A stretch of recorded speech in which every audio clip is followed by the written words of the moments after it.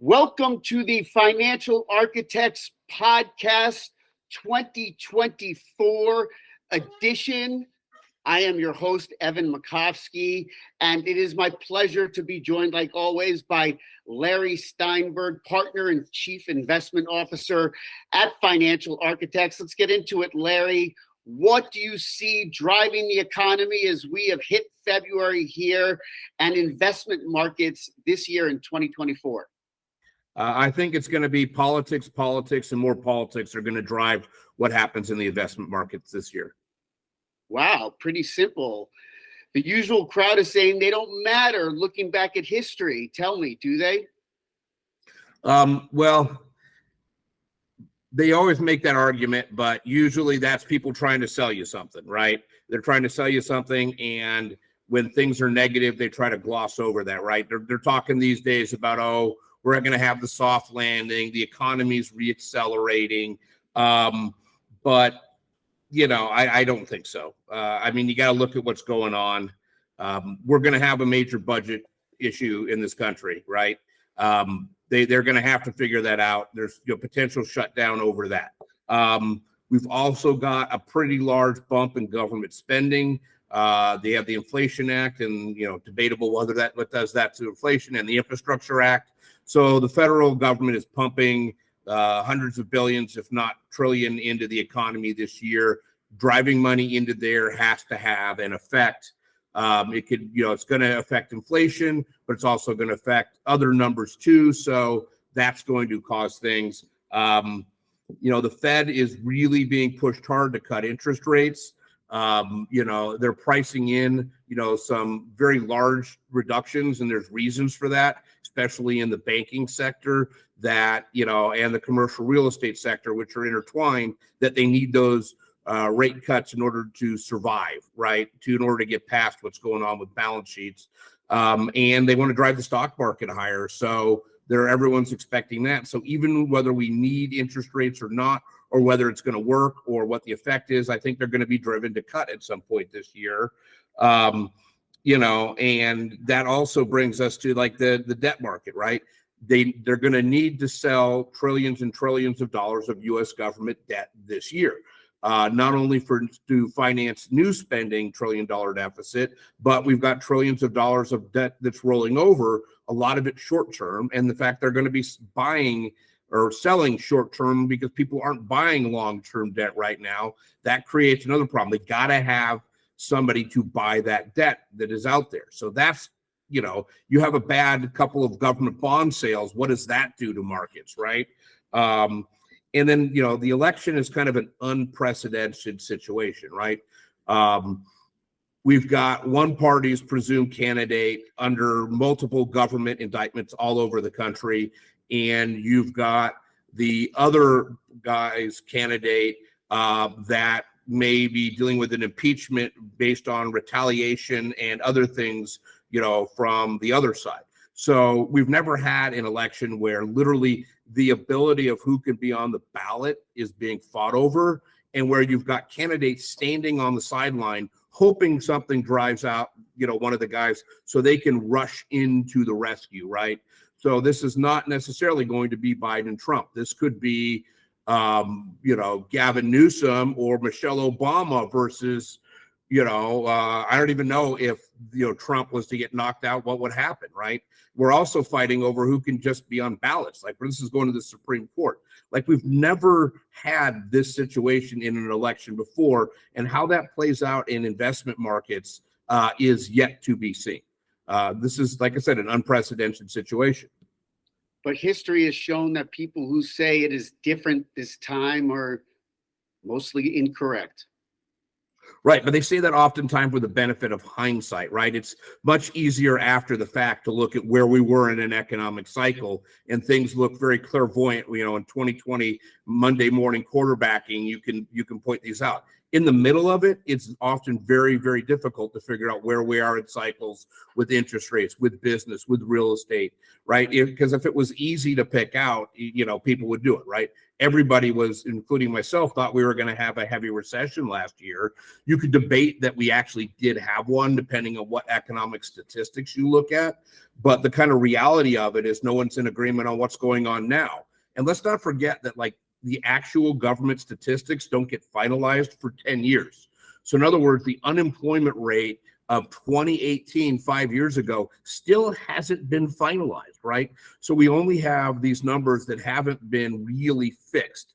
And that's why one of the times when we have the unemployment report, one of the things they do is they make adjustments to prior months, right?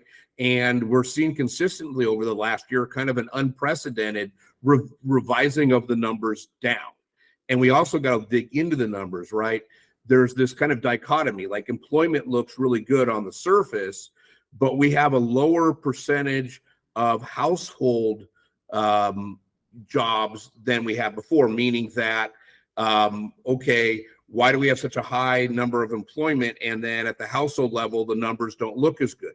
Well, that's because, in my opinion, that people that are laid off make more money doing 2 or 3 gig jobs than they do from unemployment. So that's what they're going to do because they want to bring in money for their families.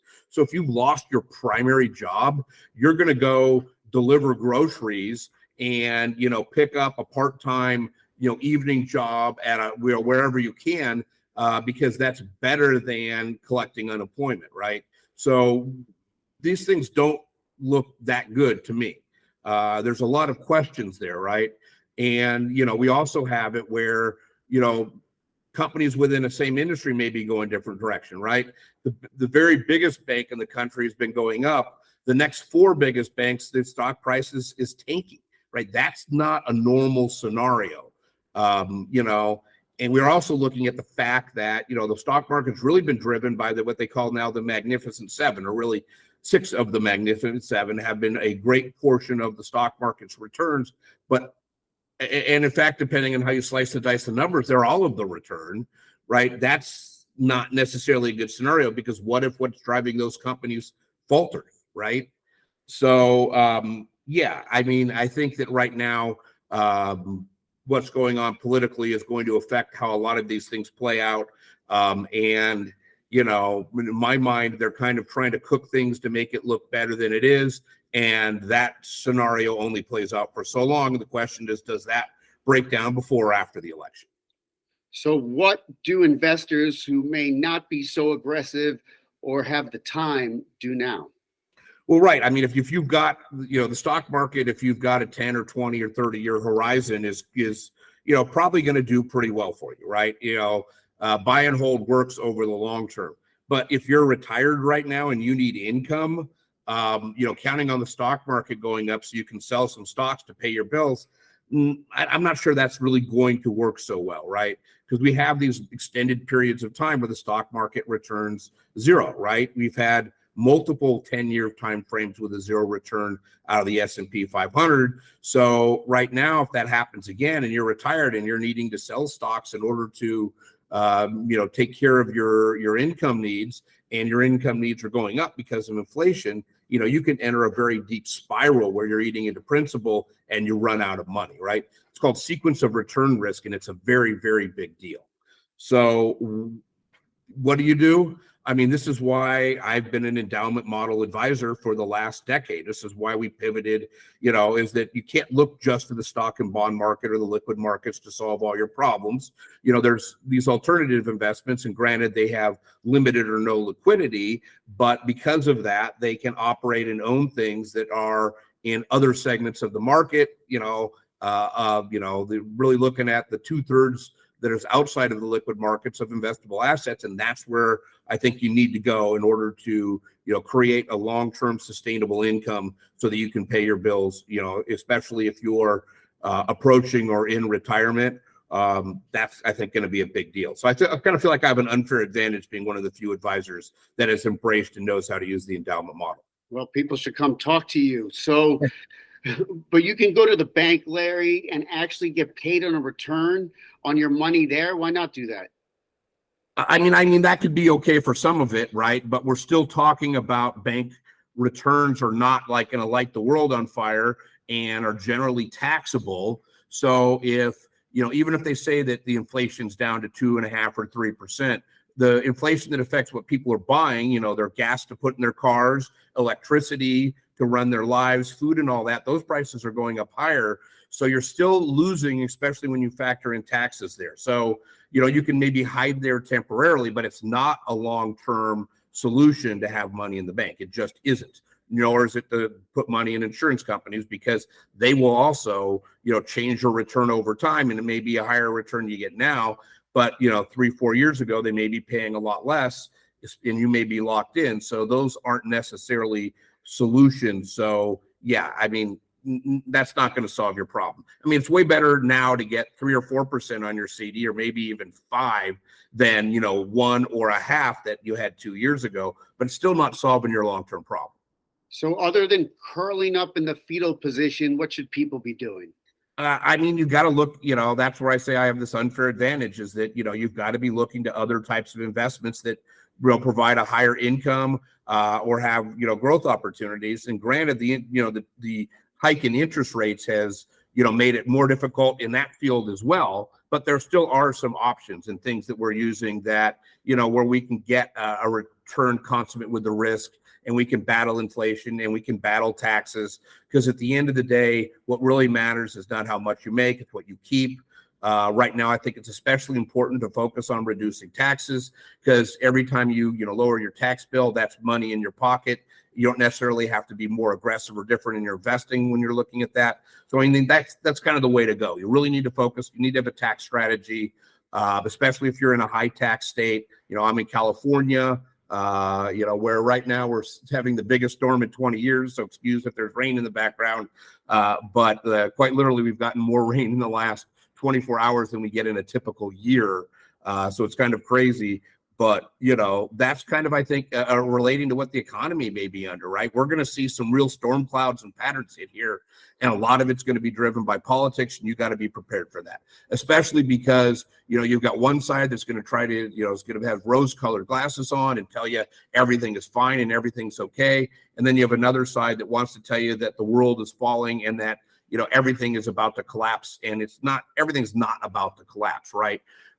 We may have to muddle through for a long time. It's just going to make it more important that you have investments and things that work in these types of choppy markets, this kind of, tough economy, and that, you've got a plan and you're prepared for a way to get from here to there, because that's going to be difficult, especially if you got kids to put through school. I got one in college myself now, and especially if you're facing a lot of other challenges.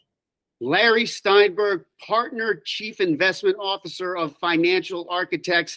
He will not be collapsing anytime soon. He will be standing tall for you out there and all of his clients, doing the best he can here through an uncertain time in this world. Thank you much. And I am Evan Makovsky, and that's going to wrap things up on the Financial Architects podcast, and we will see you on the next episode.